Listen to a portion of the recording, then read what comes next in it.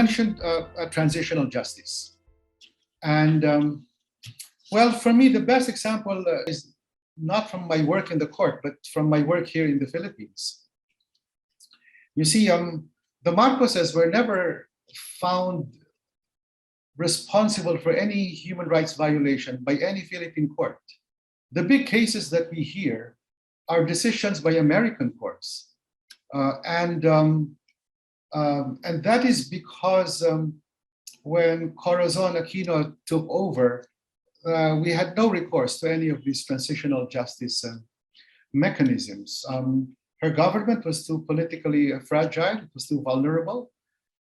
It preferred just to forget about these human rights violations and preferred actually to, I think nowadays a jargon is to subcontract it to a foreign court to try the Marcoses, because if they had been tried locally, there would have been protests, the judges would have been under so much pressure. And of course, you can imagine that there will be a house of protest that the judges were not neutral, that they were biased.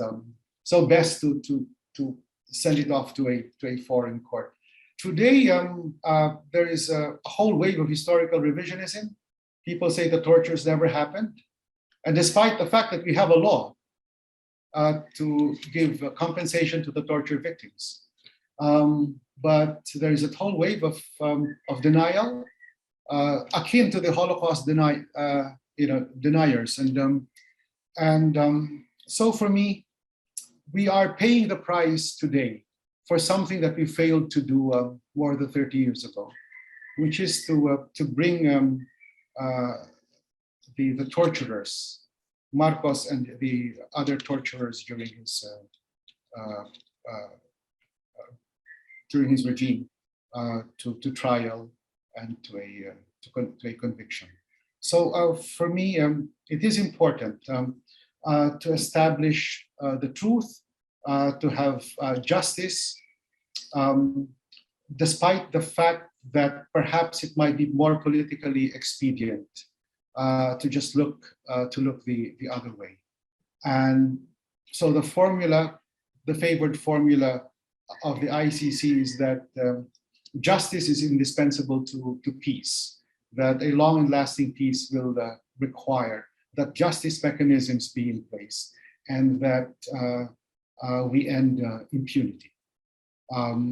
The trials also serve another function, which is to document fully the crimes that were committed. These are documented before neutral judges. We don't have any political agenda. We apply very strict rules of evidence. And so the record that appears in our decisions is a reliable record of the facts that transpired. And again, the recording of the facts, of the truth, is part of the justice process. So I think that the ICC is a relatively new institution.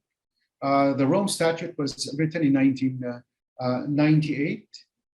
It came into effect 4 years later. The court started operating with actual cases barely 15, 16 years ago. And so the court is still a growing institution. There are lots of challenges, but I think it is indispensable to have a court that aims to end impunity. Otherwise, especially leaders who commit really heinous crimes can get away with it, and